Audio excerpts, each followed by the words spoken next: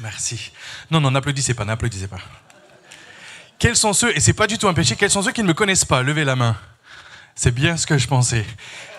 C'est ça qui est bien de pouvoir revenir dans des églises qu'on connaît, c'est qu'il y a de plus en plus de nouveaux visages et c'est un bon signe. Amen. Parce que s'il y avait toujours les mêmes têtes, ce serait pas forcément un bon signe. Mais l'église se renouvelle. Alors j'ai très mal au ventre. Alors c'est soit le stress, soit l'appendicite. Donc on verra à l'issue de la prédication. Je suis très stressé, pourquoi? Parce que c'est donc l'église dans laquelle je suis né, alors pas physiquement, mais l'église dans laquelle j'ai été élevé. Et il y a donc ici, il y a ma femme, Stéphana, il y a mes 3 enfants, Déborah qui a 4 ans, Joshua qui a la varicelle et qui a 2 ans, et Zacharie qui a 2 mois.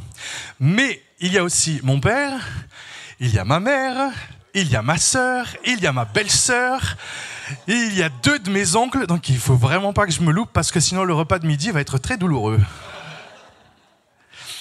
Mon cœur est provençal, mon cœur est istréen, on peut dire amen. Mon corps malheureusement est normand, ça fait bien des années maintenant que j'ai quitté cette belle région pour aller en Normandie. Mon ventre est américain, surtout si vous me regardez de profil. Et malheureusement mes cheveux sont apatrides, c'est-à-dire qu'ils ne savent pas quoi faire et ils ont décidé de partir.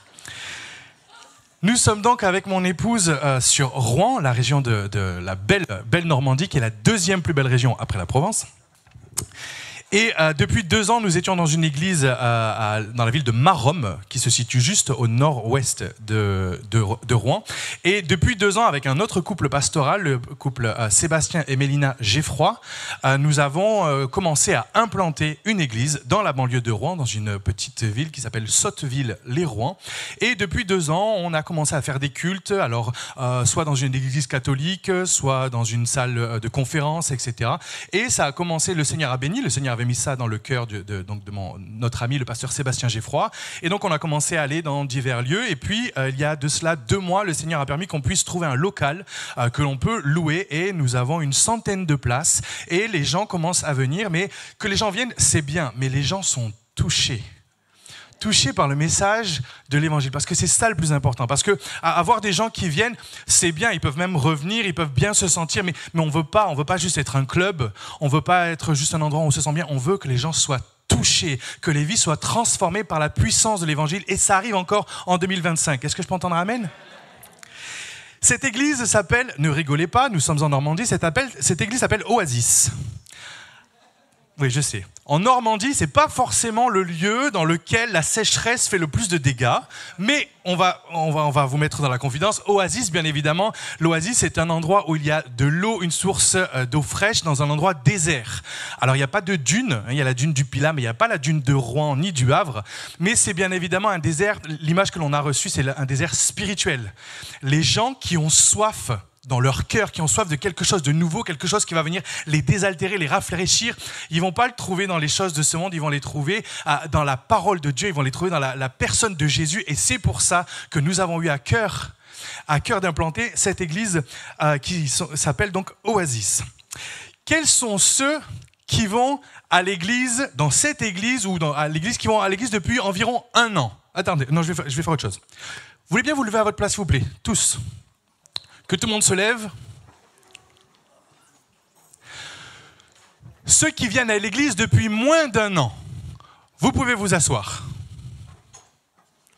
Ceux qui viennent à l'église depuis moins de 2 ans, vous pouvez vous asseoir. Ceux qui viennent à l'église depuis moins de 3 ans, vous pouvez vous asseoir. Ceux qui viennent à l'église depuis moins de 5 ans, vous pouvez vous asseoir. Ceux qui viennent à l'église depuis moins de 10 ans, vous pouvez vous asseoir. 20 ans. 30 ans. À l'église en général. 40 ans. 50 ans. Quels sont ceux qui fréquentent une église depuis 60 ans? 65 ans? Oh là. Morissette, depuis combien de temps tu vas à l'église? Tu avais 5 ans? Oh là, je ne vais pas être un goujat et te demander ton âge. Mais je pense que c'est Morissette qui va à l'église depuis le plus longtemps. On peut l'applaudir? Et on a Méré, depuis combien de temps tu vas à l'église? Depuis Tahiti? En année, ça fait à peu près combien? À 10 ans près.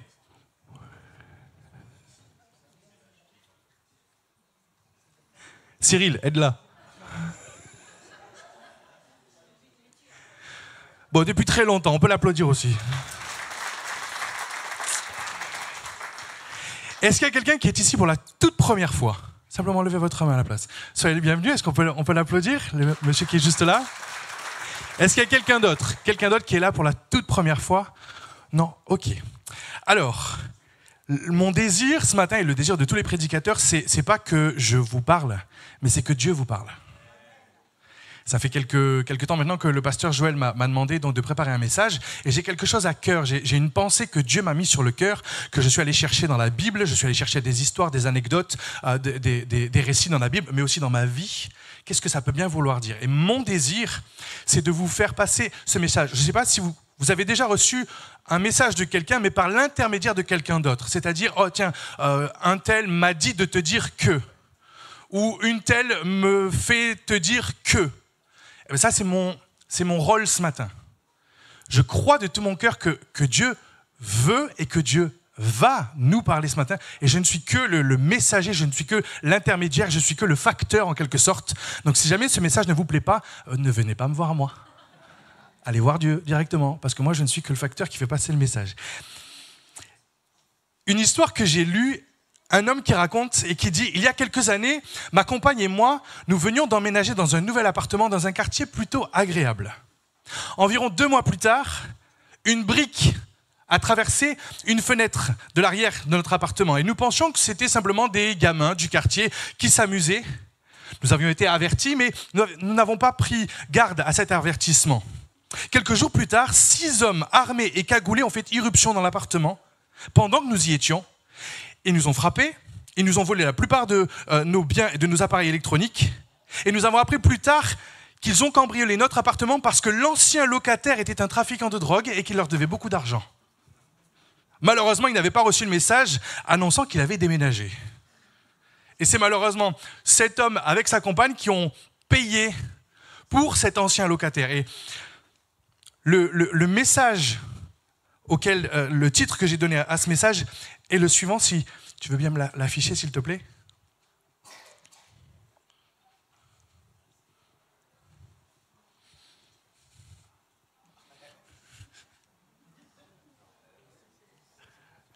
Non, c'est pas la Sainte Seine.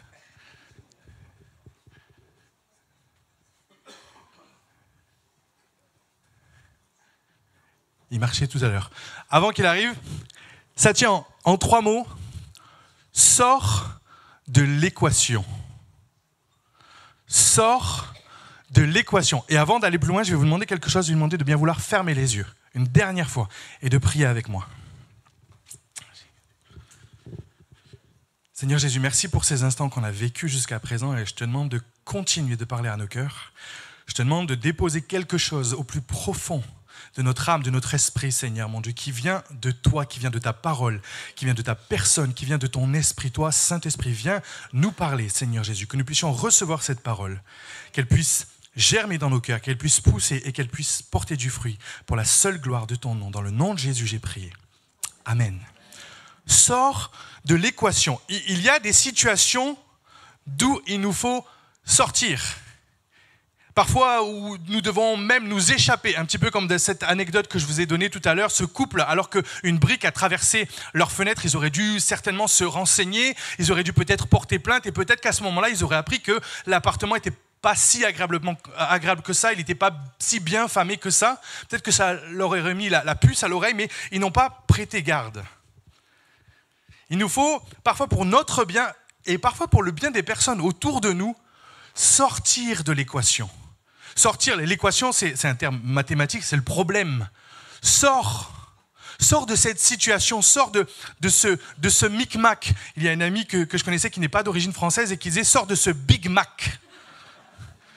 Sors de cette situation et sors de l'équation alors que tu n'arrives peut-être pas à trouver la solution, tu ne sais pas ce qui se passe. Et j'aimerais voir avec vous ce matin 2 façons de sortir de l'équation. Tout d'abord, il y a d'un point de vue physique. Physiquement, je crois de tout mon cœur, comme Dieu l'a déjà fait dans ma vie, Dieu te demande de sortir de l'équation, mais physiquement. Alors ne sortez pas de l'église, c'est pas ce que je veux dire. Parfois, on veut que Dieu agisse, on veut que Dieu réponde à nos prières, mais parce qu'on est en plein milieu, on devient un obstacle. Alors que Dieu est en train d'essayer d'agir, essayer de répondre à nos prières, parce que nous, on est en plein milieu, on est en train de se débattre, on est en train parfois même de brasser plus d'air qu'autre chose, on devient l'élément qui empêche Dieu d'agir, qui empêche la réponse à la prière de se manifester. Parfois, il nous faut sortir d'une situation, d'un contexte particulier, mais pour notre bien, pour notre propre bien. Ça peut être une amitié toxique qui nous fait plus de mal que de bien. Ça peut être une situation de péché, un péché avec lequel tu es pris et Dieu te demande, sors physiquement de cette situation. Ça peut être une tentation qui est trop forte ou qui est juste omniprésente tout autour de toi. Et bien sûr, tu peux et tu dois prier. Dieu peut nous aider parfois à supporter, Dieu peut parfois nous aider à surmonter la tentation, mais il y a aussi des fois des moments où Dieu va nous demander de nous retirer de la situation, de prendre quelques pas, même physiquement, de nous en éloigner, de façon à ce que cette situation ne vienne plus nous perturber, ne vienne plus nous polluer. Et pour ça, j'ai une anecdote on ne peut plus personnelle. Je sais que mes parents sont au courant, donc ça va. Lorsque j'étais plus jeune et que je me suis converti, c'est-à-dire que je suis devenu chrétien, j'habitais en Angleterre et je travaillais dans un restaurant.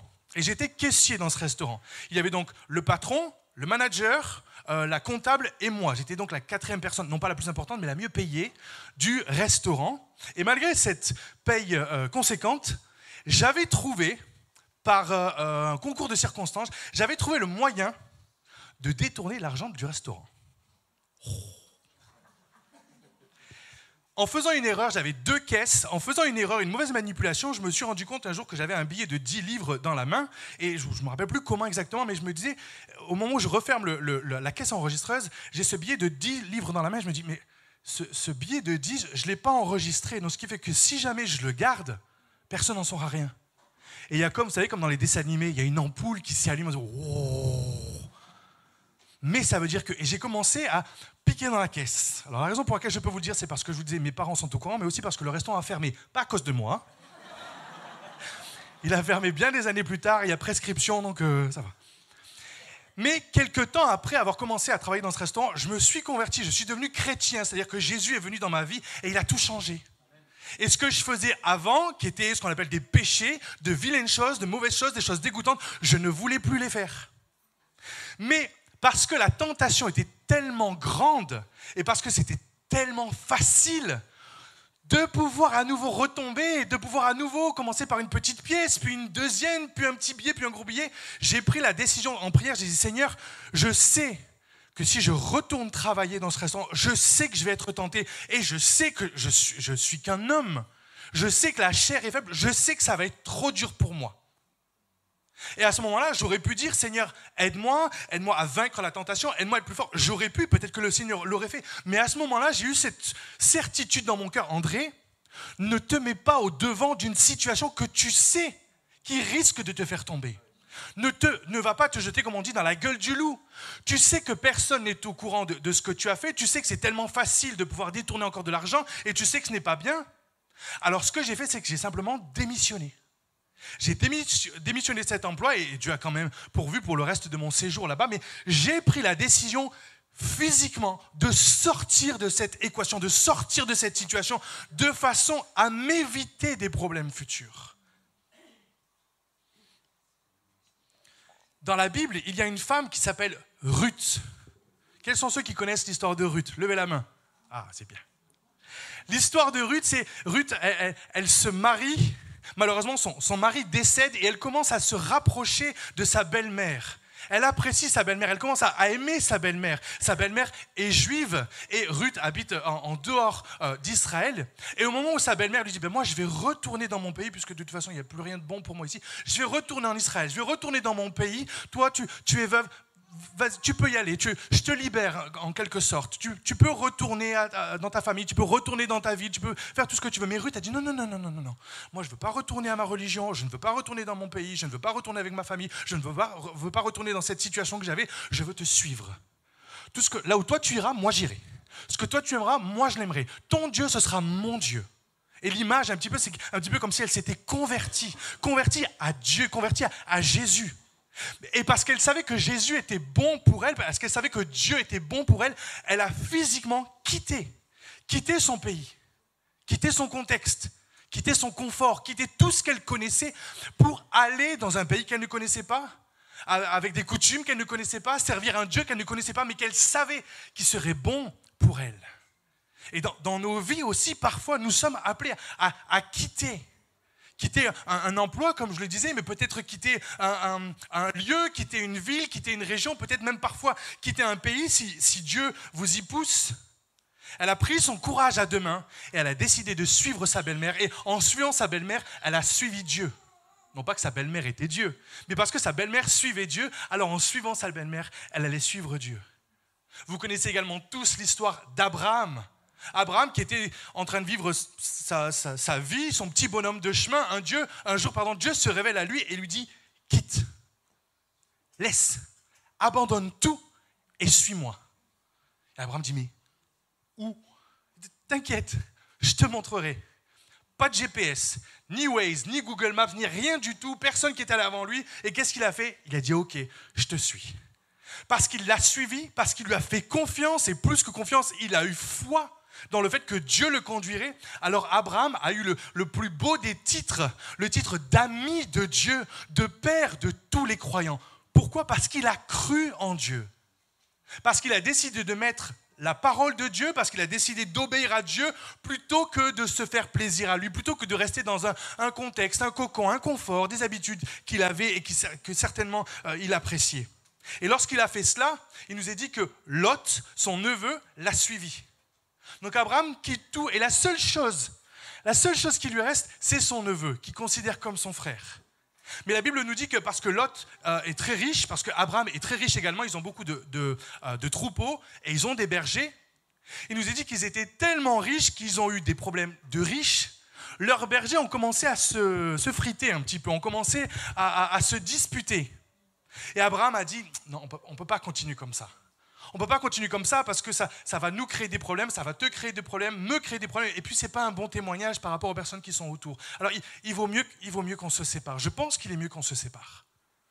Alors, j'imagine la difficulté d'Abraham de devoir se séparer de la seule personne qui lui restait, le seul souvenir un petit peu qui lui restait de son ancienne vie en quelque sorte, de ce qu'il avait quitté. Il ne restait que son neveu, mais à cause de cette incompatibilité d'humeur, il est obligé même de se séparer de lui. Et au moment où il prend cette décision, au moment où il décide de laisser Lot, son neveu, aller, Dieu se révèle à lui en lui disant « Je vais te donner une descendance. Je vais te donner des enfants, des petits-enfants, des arrière-petits-enfants et des arrière-arrière-petits-enfants jusqu'à la puissance 12 000 et ils seront tellement nombreux qu'on ne pourra pas les compter. Ils seront aussi nombreux que les étoiles du ciel, ils seront aussi nombreux que le sable au bord de la mer. » Alors que Lot était en train d'obéir en abandonnant, en quittant un neveu, Dieu lui promettait une semence, Dieu lui promettait des générations, une descendance, des héritiers à n'en plus finir. Et pour ceux qui ne le savent peut-être pas encore, comme je le disais, je suis né dans l'église et pendant des années, je suis venu dans cette église et pendant des années, j'en ai bouffé des prédications. Hein. Excusez-moi le terme, mais oh là là là là. Des prédications, des réunions de prière et des histoires de la Bible, ogives, etc., etc. Mais moi, je pensais que ça ne me correspondait pas. C'est pour ça qu'à l'âge de 18 ans, j'ai décidé de partir. J'ai décidé de m'en aller. Alors, j'ai pas fugué, du moins pas officiellement, mais j'ai organisé mon escapade. Je suis parti vivre en Angleterre avec une amie de l'époque, mais mon désir, c'était de quitter tout ce que je connais ici, c'est parce que ça ne me correspondait pas. Et peut-être qu'il y a quelqu'un ici qui se dit un petit peu la même chose. Oh Dieu, oh l'Église, oh la foi, la Bible, etc. Bon, est-ce que ça sert vraiment à quelque chose ? Et j'ai envie, et ça demande de la foi, j'ai envie de te mettre au défi. Ça ne te plaît pas, tu penses que ça ne te correspond pas, tu penses que Dieu ne fait rien pour toi, tu penses que Jésus c'est rien, pas de problème. Vas-y, sors de l'équation. Fais ta vie. C'est dangereux ce que je suis en train de dire parce que ça met ma responsabilité en jeu. Si quelqu'un était venu prêcher ça il y a quelques années, mes parents auraient chopé le prédicateur en disant Pep, qu'est-ce que tu dis toi? Non, on veut que notre fils il reste ici, on veut pas qu'il aille faire n'importe quoi en Angleterre. Mais si, vas-y. Pourquoi? Parce que dans la Bible, il y a une parabole, la parabole du fils prodigue. Il y a un homme qui était très riche et qui avait 2 fils, l'aîné et le cadet. L'aîné, il était nickel chrome. Il était là à l'heure, il travaillait bien, il avait des bonnes notes, etc., etc. Et le deuxième, il faisait un peu, beaucoup, n'importe quoi. Et un jour, le deuxième, il a dit bon, la vie chez papa, c'est sympa, mais moi, j'en ai marre. Moi, je veux vivre ma vie. Il est allé voir son père, il lui a dit allez, vas-y, donne-moi la part d'héritage qui me revient, donne-moi de l'argent, et moi, ciao, bye bye. Et il est parti, et il a fait tout ce qu'il voulait. Sauf que tout ce qu'il voulait à ses yeux, c'était n'importe quoi aux yeux des autres. Et il y a un moment où il est arrivé à la fin de lui-même, à la fin de ses finances, à la fin de ses relations, et il nous a dit que c'est à ce moment-là, au moment où il n'y avait plus rien, il a quitté, il est sorti de l'équation, il pensait que c'était la bonne chose. Mais alors qu'il s'est retrouvé face à lui-même, il a commencé à réfléchir en disant, mais finalement, chez papa, c'était pas si mal. Finalement, un papa qui m'aime, un papa qui prend soin de moi, est-ce que ça vaut pas mieux que, comme dans cette histoire, de donner à manger aux cochons, de donner à manger aux porcs, que de servir? Et il s'est repenti dans son cœur en disant, ce que j'ai fait, c'est pas bien. Cette attitude que j'ai eue, c'est pas la bonne. Je vais retourner voir mon père, je vais retourner voir mon papa et je vais lui demander pardon et je vais lui demander de me traiter comme un serviteur. Et alors qu'il a fait cette démarche, qu'il est revenu voir son père tout repentant, tout honteux, qui pensait effectivement qu'il ne méritait que d'être traité comme un moins que rien. Son père a dit non, t'es mon fils. Oui, t'as fait une bêtise. Oui, t'as fait n'importe quoi. Mais parce que tu es mon fils et parce que tu reviens dans cette attitude de repentance. Il lui a mis la plus belle, le plus beau des manteaux, il lui a mis une bague, il lui a mis des sandales aux pieds, il a fait un festin pour lui. Pourquoi? Parce qu'il aime. Et j'ai envie de te mettre au défi en te disant, si tout ça, tu penses que ça ne te correspond pas, si tout ça, là, toute cette histoire de Dieu, cette histoire de Jésus, cette histoire de Saint-Esprit, etc., tu penses que ça ne te correspond pas, mais vas-y, sors de l'équation. Mais je ne le dis pas avec méchanceté, je le dis avec foi. Et si je souris, je te le dis avec anticipation. Anticipation, ce que tu vas vivre, ce que tu vas expérimenter, ça ne va pas te faire de bien. Ça ne va pas te remplir. Lorsque j'étais en Angleterre, j'essayais de remplir mon cœur avec des sorties, avec de l'argent, avec de l'alcool, avec des rencontres, avec des sorties en boîte, etc., etc. Et ça ne remplissait pas mon cœur. Jusqu'au jour où, comme dans la parabole du fils prodigue, j'ai fait « Mais finalement, est-ce que Jésus, là, est-ce que ce ne serait pas la solution ? Est-ce que ce vide, comme le disait Blaise Pascal, je crois, est-ce que ce vide qu'il y a dans mon cœur, est-ce qu'il n'aurait pas un petit peu la forme de Dieu ?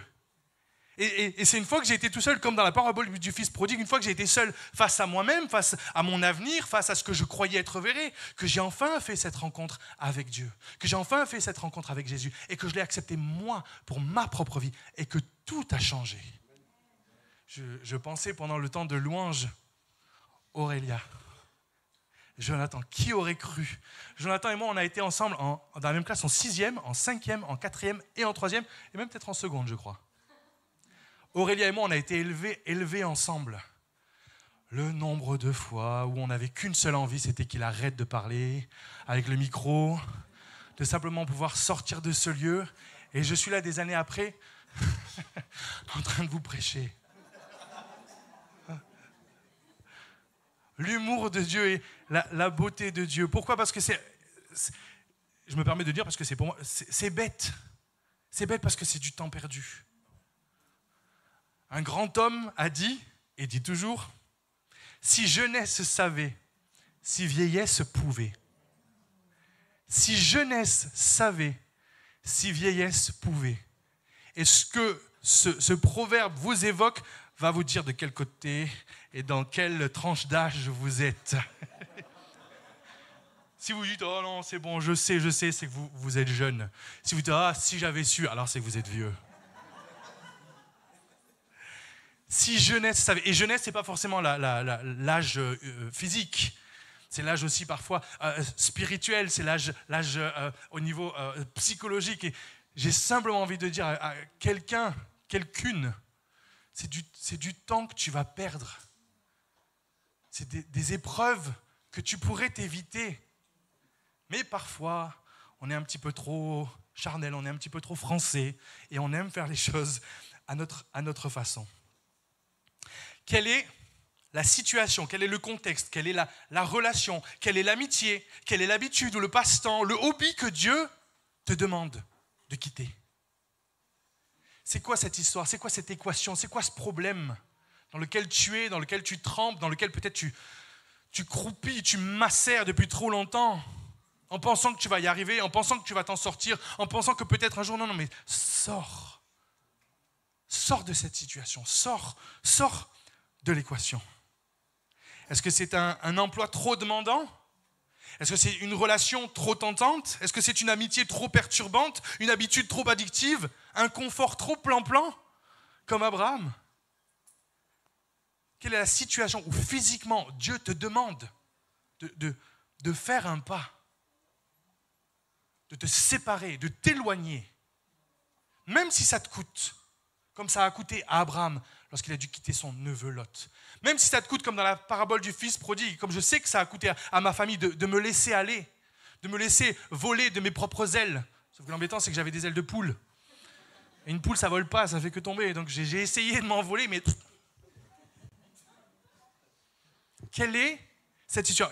Et ce qui me rassure, ce qui me réconforte, c'est que tu n'as pas à chercher. Si, comme je le crois, ce message vient de Dieu, Dieu t'a déjà parlé. Le Saint-Esprit a déjà mis le doigt sur quelque chose. Et ce que je suis en train de faire, c'est simplement de te rappeler. Le Saint-Esprit est en train de gentiment, simplement mettre le doigt sur cette relation. Le doigt sur cette habitude, le doigt sur cette addiction, le doigt sur ce contexte. Tu sais exactement de quoi Dieu est en train de te demander de te séparer. Et s'il y a la nécessité parfois de sortir physiquement de l'équation, il y a parfois la nécessité de sortir psychologiquement. Dans le sens que parfois, partir, fuir, ne va pas être la solution. Parce que si tu as des problèmes, des combats intérieurs, tu peux aller à 10 000 km, les problèmes vont venir avec toi. Ton péché, ton addiction, ta mauvaise habitude, parfois, tu peux changer de pays, changer de culture, changer de femme, changer de parents, changer de voiture, changer de maison, changer de boulot. Si le problème est dans ton cœur, si le problème est en toi, dans ton cœur, dans ton esprit, dans ton âme, alors tu peux aller où tu veux, tu peux changer tout ce que tu veux. Ça va revenir, ça va te suivre. Et c'est pourquoi, parfois, il faut que l'on sorte. J'ai dit psychologiquement, mais c'est aussi spirituellement. Dans le sens que parfois, mon premier point, c'était physiquement, il faut déménager, il faut partir. Mais parfois, c'est dans notre esprit, dans nos pensées et dans notre cœur. Dieu permet qu'il nous arrive des choses, des histoires, des aventures, des tuiles, des problèmes et des épreuves même parfois. Et ce qu'il veut, au travers de ces événements, c'est nous changer, nous transformer. Pas uniquement faire une petite réparation en mettant un petit sparadrap, quelques gouttes de mercurochrome, un petit peu de biceptine. Non. Il veut transformer ton cœur. Il veut transformer ta vie. Dans l'Ancien Testament, il est écrit que Dieu veut prendre nos cœurs de pierre pour nous donner un cœur de chair. Et cœur de pierre, pas mon cousin Pierre. Hein. Nos cœurs de cailloux. On est d'accord hein. Nos cœurs qui sont durs, nos cœurs qui sont renfermés, nos cœurs qui sont impénétrables. Dieu veut nous donner un cœur de chair qui vit, qui bat, qui respire au rythme de son cœur à lui. Dieu veut nous façonner, nous transformer au travers des épreuves que l'on vit. Mais il est aussi fort probable qu'au travers de tes épreuves, au travers de tes difficultés, ce que toi tu traverses, en laissant Dieu t'accompagner, en laissant Dieu te guider, tu vas sortir de cette épreuve. Et lorsque tu en sortiras, et parfois même avant d'être sorti de tes problèmes, Dieu va se servir de toi pour bénir d'autres personnes. Et c'est ça qui, à mon sens, est une des choses les plus folles avec Dieu, c'est qu'il prend, il est écrit dans la Bible, les choses folles de ce monde pour confondre les sages. C'est-à-dire que ta vie qui est en morceaux, ton cœur qui est en lambeaux, ton passé qui est en 1000 morceaux, ton esprit qui est ravagé, si tu les confies, si tu les mets dans les mains de Dieu, Dieu peut non seulement les guérir, les transformer, mais au travers de cela, tu vas être une source de bénédiction pour d'autres personnes. Et dans la Bible, Ancien comme Nouveau Testament, quasiment innombrables sont les témoignages de personnes, d'hommes, de femmes, riches comme moins riches, importants comme invisibles dans la société, qui simplement en laissant Dieu travailler leur cœur, en sortant de l'équation du problème auquel ils font face, Dieu peut enfin répondre, Dieu peut enfin donner une solution. Et grâce à cela, au travers de cela, à ce moment-là, tu vas devenir porteur d'un message. Tu vas devenir porteur d'une bonne nouvelle. Évangile veut dire bonne nouvelle. La bonne nouvelle de dire que regarde ma vie elle était moche. Ma vie elle sentait mauvais. Ma vie elle était pourrie. Mais regarde ce qui m'est arrivé lorsque j'ai confié ma vie en Dieu. Lorsque j'ai confié ma vie à Jésus.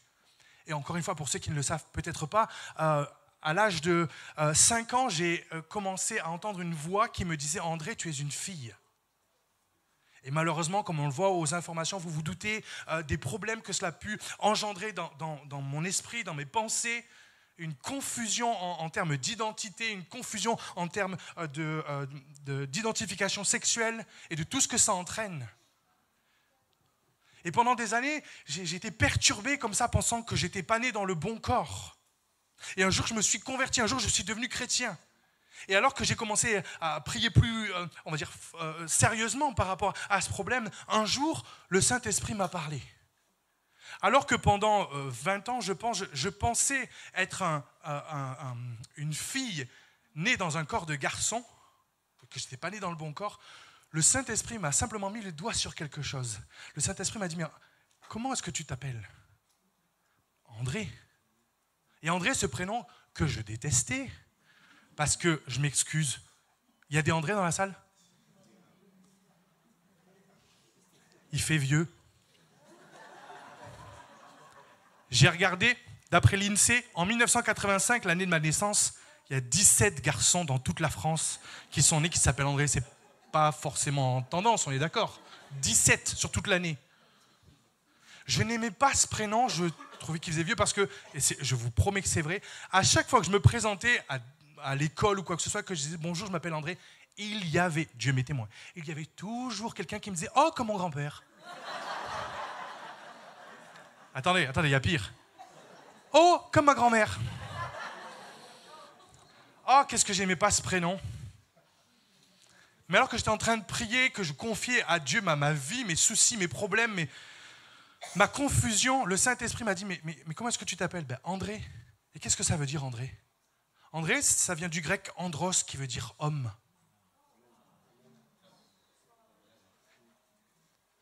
C'est-à-dire qu'au lieu parfois de continuer à essayer de dépatouiller, d'essayer de traficoter, essayer de faire quelque chose, juste prends quelques instants et juste, allez, vas-y. Prends, même si c'est que dans tes pensées, prends 2 pas, recule et demande, ok Dieu, toi qu'est-ce que tu en penses ? Moi j'essaye, je fais tout ce que je peux, je fais de mon mieux. Je demande l'aide à un tel, à une telle, je regarde sur Internet, sur Google. Je regarde des tutos, je regarde YouTube, SnapTalk, TeaChat, etc. Je cherche, mais j'y arrive pas, je trouve pas. Vas-y, fais quelques pas en arrière. Seigneur, Jésus, qu'est-ce que toi t'en penses ? Et ce prénom que je détestais, ben maintenant je l'aime beaucoup. Pourquoi ? Parce que le diable était venu pour polluer, pour tordre, pour abîmer ce que Dieu avait déposé sur ma vie. Alors que depuis tout petit, à chaque fois que j'allais quelque part, je me présentais en disant je m'appelle André, c'est-à-dire je m'appelle Andros, c'est-à-dire je m'appelle homme. Le diable venait en disant non, t'es une fille, non, t'es une fille, non, t'es une fille. Et parce qu'un jour, Dieu m'a fait la grâce de prendre cette décision de ok, je sors. sors de l'équation, pas pour faire l'autruche, pas pour faire comme si ça n'existait pas, pas pour l'invisibiliser, non, mais pour dire, ok Seigneur, toi, qu'est-ce que tu en penses de ça? Seigneur, toi, qu'est-ce que tu penses de cette situation? Seigneur, toi, qu'est-ce que tu penses de ça? Et à ce moment-là, le Seigneur, Jésus a pu me parler au travers de son Saint-Esprit et m'apporter la solution, m'apporter la guérison, m'apporter la transformation. Il y a un verset très connu que l'on aime tous en tant que chrétiens, Romains chapitre 8, verset 28, qui dit « Nous savons du reste que toute chose concourt au bien de ceux qui aiment Dieu, de ceux qui sont appelés selon son dessein. » Une autre version, la version du Semeur dit « Nous savons en outre que Dieu fait concourir toute chose au bien de ceux qu'il aime, de ceux qui ont été appelés conformément au plan divin. » C'est-à-dire, je traduis, c'est-à-dire que puisque j'aime Dieu, alors tout ce qui se passe autour de moi, tout ce qui se passe dans ma vie, que je le veuille ou non, que je le réalise ou non, c'est pour mon bien. On est d'accord? Vous avez déjà lu ce verset et dans des moments difficiles, ça nous fait du bien de lire ce genre de verset en disant « Ok Seigneur, je ne comprends pas. Je ne sais pas ce qui se passe, je ne sais pas où tu m'emmènes, mais tout ce que je sais, c'est que je t'aime et c'est toi qui es à la barre de la barque, de ma vie, de mon bateau. Alors je te fais confiance, c'est toi qui vas m'amener à bon port. » Et je crois de tout mon cœur que ça peut être une source de bénédiction. Mais alors que j'ai discuté de ce message avec mon épouse dans la semaine, elle m'a dit quelque chose qui était exactement ce que Dieu m'avait révélé en prière. Et si ce verset ne parlait pas forcément de toi, mais parlait de ton voisin, de ta voisine, de ton frère, de ta sœur, c'est-à-dire que tout ce qui t'arrive, c'est pour le bien de ton frère, de ta sœur. Toutes les épreuves par lesquelles tu passes, tous les moments difficiles que tu traverses. Oui, Dieu te transforme, Dieu te touche, Dieu te parle. Mais et si, chose encore plus folle, ça allait au-delà, si tu sortais de l'équation, si tu sortais de simplement, et je ne dis pas ça méchamment ou pour dénigrer qui que ce soit, mais si tu sortais un petit peu de ton petit monde, si tu arrêtais de te regarder parfois un petit peu le nombril, en disant Seigneur, mais pourquoi ça m'arrive à moi? Qu'est-ce que j'ai fait? Pourquoi tu permets que je passe par là? Pourquoi moi? Peut-être que Dieu permet que tu passes par cela, par cette épreuve, pour bénir la personne qui est à côté de toi. Et j'en veux pour preuve toutes les histoires dans la Bible, dans l'Ancien, le Nouveau Testament. Toutes ces personnes, hommes ou femmes, qui sont passées par des épreuves extrêmement compliquées, extrêmement difficiles, qui à un moment ont dit « Ok Seigneur, je te laisse le contrôle, vas-y. Conduis, je ne sais absolument pas ce que tu fais, mais je te fais confiance. » Et parce qu'ils ont fait confiance à Dieu, des milliers d'années plus tard, on a la Bible et on a ces histoires qui nous font encore du bien à nous. Alors qu'on vit à des milliers d'années d'intervalle, on vit dans des époques complètement différentes, on vit parfois dans des continents différents. J'ai jamais rencontré Abraham, ni Joseph, ni Ruth, ni qui que ce soit. Et pourtant, leur vie, Dieu se sert de leur vie d'il y a des milliers d'années pour me faire du bien à moi, pour te faire du bien à toi en 2025. Et je crois très humblement, si tu laisses Dieu au contrôle de ta vie, si tu sors de l'équation en disant « Ok Seigneur, oui ça fait mal, oui c'est compliqué, oui c'est douloureux, mais je décide de te faire confiance. Je décide d'avoir foi en toi et je ne sais pas comment, mais tu vas m'aider à me sortir de cette situation. » Non seulement ça va te faire du bien à toi, mais ça va faire du bien aux personnes autour de toi, aux personnes à qui tu vas en parler, aux personnes à qui tu vas écrire. Et mon encouragement, c'est écris ton témoignage, partage ton témoignage, raconte ton témoignage, raconte ce que Dieu a fait. Que ce soit, j'ai envie de dire, une grande histoire, un grand témoignage, ou que ce soit même un petit témoignage. Par rapport à Dieu, il n'y a pas de petit ou de grand témoignage. Il y a simplement des témoignages de la fidélité de Dieu. Amen. Même si à tes yeux, c'est pas grand-chose, même si à tes yeux, c'est rien, c'est une petite anecdote, raconte-la, parce que c'est peut-être exactement ce que la personne en face de toi a besoin d'entendre. Et je parle non seulement pour les frères et sœurs, les chrétiens, qu'on veut encourager, qu'on veut bénir, mais aussi pour les non-chrétiens. Les personnes qui ne connaissent pas Dieu. Et c'est ça qui est notre force. C'est la force de notre témoignage. Comment est-ce qu'on va vaincre le monde, nous dit le Nouveau Testament, par la force de notre témoignage. C'est-à-dire ce que Dieu a fait dans ta vie.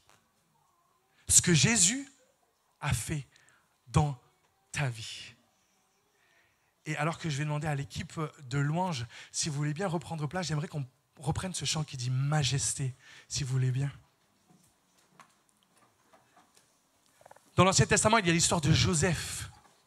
Joseph qui a été méprisé, qui a été trahi par ses frères, qui a été vendu par ses frères, qui, des années plus tard, se retrouve en position de puissance. Et alors qu'il avait tous les pouvoirs, qu'il aurait pu se venger de ses frères, il décide de les sauver. Il décide de les bénir, il décide de les pardonner. Vous connaissez aussi l'histoire de Job. Job, cet homme qui est passé par des moments extrêmement ô combien difficiles, mais qui, parce qu'il a laissé Dieu agir, est une source d'encouragement pour vous et pour moi aujourd'hui, en 2025. Et bien évidemment, le sacrifice ultime, celui qui a tout accepté de la part de son Père Céleste, c'est qui? C'est Jésus. Jésus qui a accepté d'être trahi. Jésus qui a accepté d'être abandonné. Jésus qui a accepté de prendre sur lui ton péché. Lui qui a accepté que Dieu travaille son cœur, sa vie, pour ton salut. De la même façon, je crois de tout mon cœur que si tu laisses Dieu travailler ton cœur, ta vie, ton témoignage, alors le salut pourra également venir dans la vie de quelqu'un d'autre au travers de ton témoignage. Amen.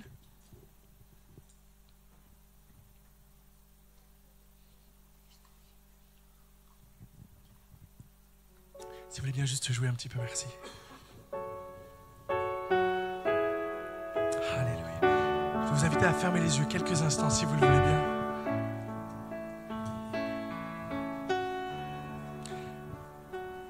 Ce n'est ni de la manipulation, ni du médiumnisme ou quoi que ce soit. Mais c'est simplement, à mon sens, le moment le plus important de ce culte. Je l'espère, tu as entendu Dieu te parler. Tu as entendu peut-être Dieu t'avertir. Tu as peut-être entendu Dieu te conseiller ou peut-être même te reprendre, comme le fait un père qui aime. Mais maintenant, c'est le moment le plus important, c'est ta réponse. Qu'est-ce que tu vas faire? Alors que Dieu te demande de sortir de cette équation, de sortir de cette situation, quelle décision vas-tu prendre?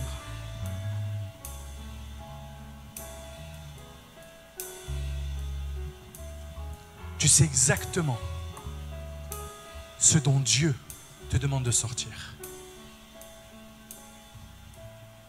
Il n'y a peut-être même que toi qui sais ce que Dieu te demande.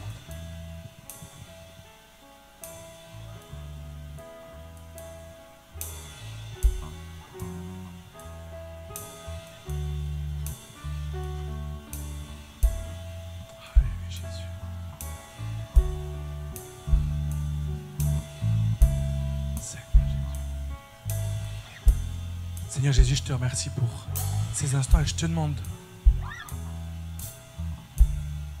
de clarifier peut-être les pensées de quelqu'un qui serait peut-être encore dans la confusion. Viens faire résonner ta parole dans le cœur de quelqu'un, d'un homme, d'une femme, d'un jeune, d'un moins jeune.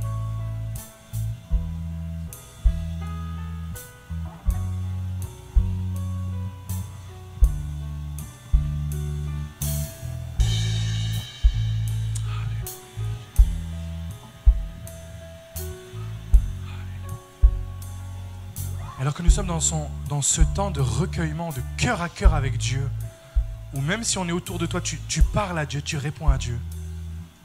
Je vais faire ce qu'on appelle un appel. C'est-à-dire que si dans ton cœur, à la suite de ce message, tu sens que Dieu te demande de quitter quelque chose, de sortir d'une certaine équation, et que tu veux répondre « Oui Seigneur, j'accepte, je veux t'obéir, je veux te suivre », alors je vais te demander de faire quelque chose symboliquement. Je vais te demander de te lever à ta place. Il n'y a rien de magique, absolument rien, mais c'est juste que symboliquement tu te dis « Ok Seigneur, je décide. Je décide de t'obéir, je décide de te faire confiance.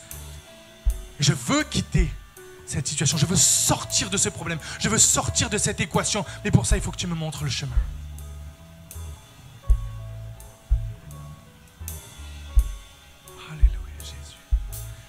Alors que le reste des personnes ont les yeux fermés, s'il vous plaît, juste quelques instants, ça ne va pas durer longtemps, mais juste par respect pour ces instants.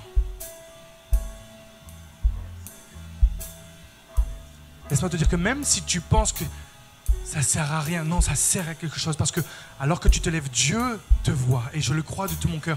Dieu déverse son esprit en toi et il va te donner le courage. Il va te donner la force de sortir de cette équation, de sortir de ce problème. Et même s'il essaye de te rattraper, dans le nom de Jésus, parce que tu décides publiquement aujourd'hui d'obéir à Dieu, de te confier en Dieu, de faire confiance à Dieu, alors Dieu va honorer cette démarche de foi.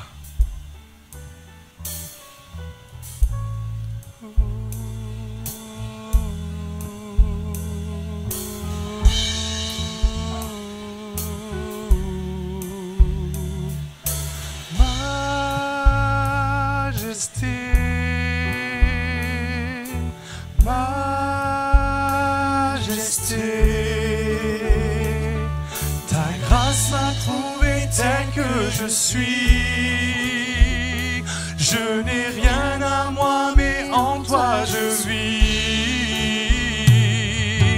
Majesté, majesté, par ton amour je suis transformé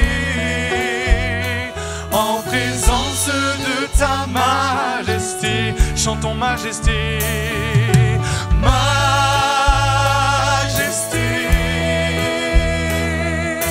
majesté.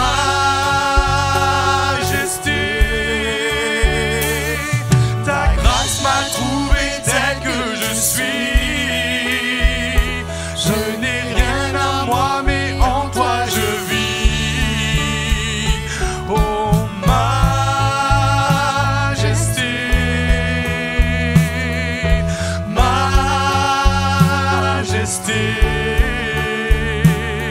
par ton amour je suis transformé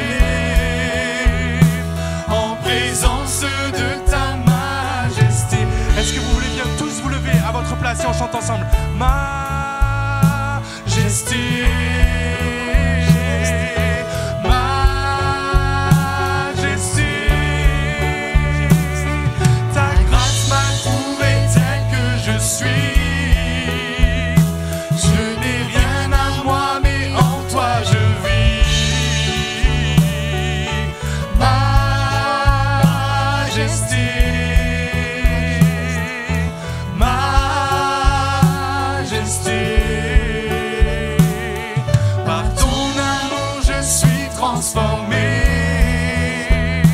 En présence de ta majesté.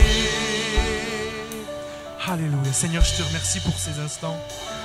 Merci parce que tu vas tenir ta promesse, Seigneur. Alors que nous nous sommes engagés publiquement à te suivre et à t'obéir, Seigneur mon Dieu, toi aussi, tu t'engages par ta parole à pourvoir à tout ce dont nous aurons besoin, Seigneur. Tu as promis, Seigneur mon Dieu, de veiller sur tes enfants, Seigneur Jésus. Tu as dit dans ta parole, l'ange de l'Éternel campe autour de ceux qui te craignent, Seigneur mon Dieu. Et nous nous plaçons devant toi, Seigneur Jésus. Peut-être les yeux pleins de larmes, mais le cœur plein de foi. Merci, Seigneur Jésus, pour qui tu es. Merci pour ce que tu as fait. Merci pour ce que tu fais. Et merci pour ce que tu vas faire encore. Dans le nom de Jésus.